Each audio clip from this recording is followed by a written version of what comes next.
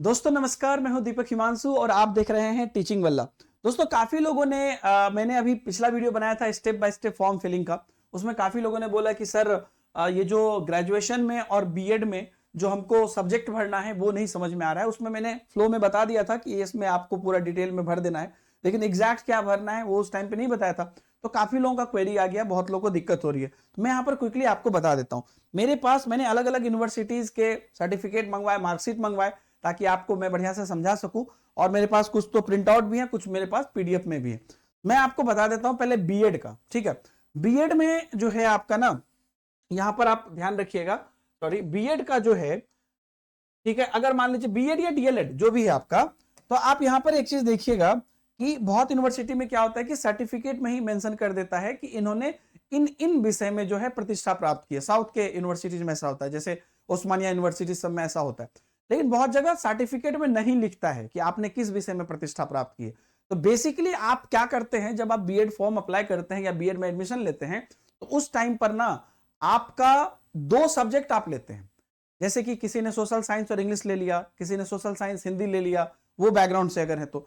Math वाले background से है तो मैथ फिजिक्स ले लिया, या मैथ के साथ लैंग्वेज भी ले सकते हैं लोग, इंग्लिश भी ले लिया, या फिजिक्स के साथ इंग्लिश ले लिया, ऐसा करके। तो इसका आप कैसे पता करेंगे कि आपने क्या लिया था? तो आपको अगर सर्टिफिकेट में लिखा है तो ठीक है, नहीं तो जो आपका मार्कशीट है, उस मार्कशीट में आपका खास करके बहुत मैक्सिमम जगह पे, मैंने अभी बिहार से और अलग अलग जगह से मंगाया है, मैक्सिमम जगह पे आपका क्या होता है कि यहां पर तो हमारे खाली बिहार वाले ही बच्चे हैं, कि जो आप अपना जो यूनिवर्सिटीज अलग अलग है, लेकिन जो अपना जो सेकेंड सेमेस्टर है, ठीक है, अगर आपका सेमेस्टर वाइज हो रहा है तो, या अगर ईयर वाइज हो रहा है तो फर्स्ट ईयर में ही सेकंड सेमेस्टर आ जाता है, तो फर्स्ट ईयर है उसमें ही आपका वो एग्जाम हुआ रहता है। तो जैसे कि आप देखिएगा पेडागोजी ऑफ सोशल साइंस और पेडागोजी ऑफ इंग्लिश, ये हमारे इस कैंडिडेट में। बाकी जो आपका होता है ना, sociological prospective, adolescence, childhood, philosophical prospective, contemporary, environmental management, classroom management, ये सब सबको होता है। एग्जाम दे रहे होंगे तो आपको याद होगा।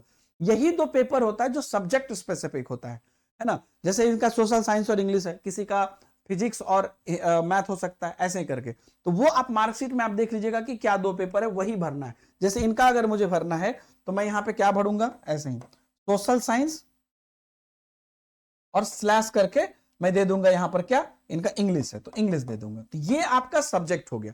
सब्जेक्ट और स्ट्रीम लिखा हुआ है। सब्जेक्ट मतलब क्या होता है, विषय। स्ट्रीम मतलब क्या होता है कि जिसमें जैसे बीए है वो एक स्ट्रीम हुआ, बीएड है वो भी अपने आप में एक स्ट्रीम है। तो उसके अंदर सब्जेक्ट क्या हो गया, जो फिजिक्स है, मैथ है, ये सब सब्जेक्ट हो गया। तो इसमें स्ट्रीम तो बाय डिफॉल्ट बीएड ही है स्ट्रीम, तो हम यहां पर लिख देंगे सोशल साइंस स्लैश इंग्लिश।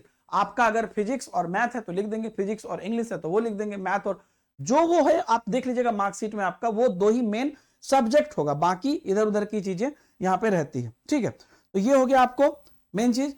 अब इसके बाद देखिए, अब बाकी डिटेल भर ही दीजिएगा।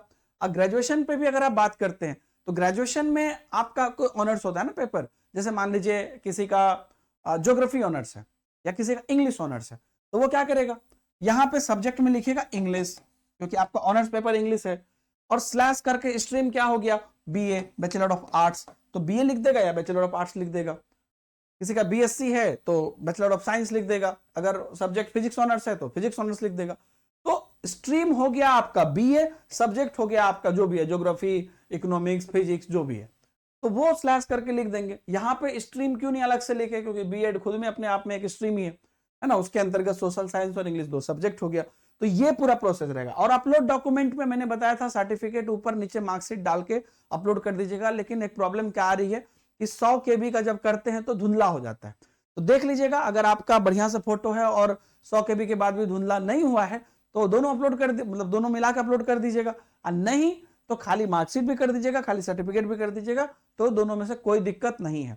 इतना आप निश्चिंत रहिए, इसमें कोई डरने की बात इसलिए नहीं है क्योंकि जब आप काउंसलिंग में जाते हैं तो क्या होता है, उनके पास एक लिस्ट रहता है, उसमें आपका नाम, फादर्स नेम, और आपका डेट ऑफ बर्थ, आपका आधार कार्ड, और आधार कार्ड से आपका मैचिंग होगा और आपसे डॉक्यूमेंट लिया जाएगा।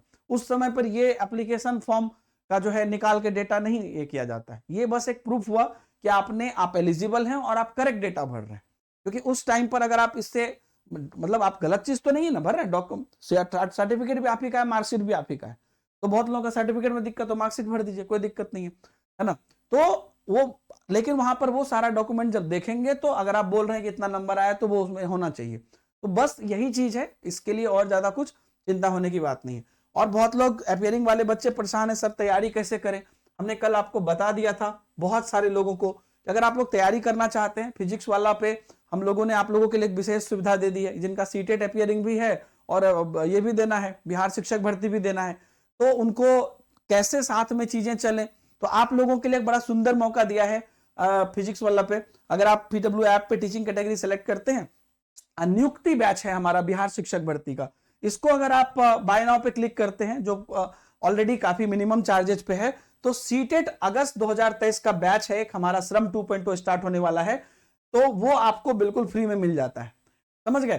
तो ये आपको एक बढ़िया मौका है, और इसमें हम लोगों ने कोशिश भी की है कि ये जो दोनों चीज है ना, नियुक्ति बैच और श्रम बैच, यानी कि बिहार शिक्षक भर्ती और ये अपीयरिंग वाले कैंडिडेट के लिए ये एक एक्सक्लूसिवली हम लोग लेके चलें, ताकि बच्चे को सिर्फ आर्थिक बेनिफिट ना हो, बल्कि उनको पढ़ने में भी 2 महीना में खाली तैयारी भी तो करना है, तो वो भी चीज हो जाए, क्योंकि थोड़ा चैलेंज है। तो आप लोग ये कर सकते हैं, बहुत कम समय है, इसलिए हम लोगों ने ये किया। ऑल्दो यहाँ पर दोनों बैच अलग अलग है, दो श्रम में बच्चे ले रहे हैं सीटेट वाले बच्चे, और नियुक्ति में बहुत सारे बच्चे ले रहे हैं जो बिहार शिक्षक भर्ती कर रहे हैं, लेकिन ये स्पेशली जो है ये अभी ही निकाला गया है, क्योंकि जो बच्चे दोनों ही कर रहे हैं और अपीयरिंग वाले बच्चे हैं उनके लिए विशेष करके, क्योंकि अपीयरिंग का मौका आया है कि दोनों को अलग अलग करना पड़ेगा, तो बिहार शिक्षक भर्ती के साथ इसको आपको निःशुल्क दे दिया गया है कि आप आराम से सीटेट अपीयरिंग वाला बैच आपको मिल जाएगा। Thank you very much. बाकी आप लोग को और कोई डाउट है तो पूछिएगा। बाय बाय, जय हिंद।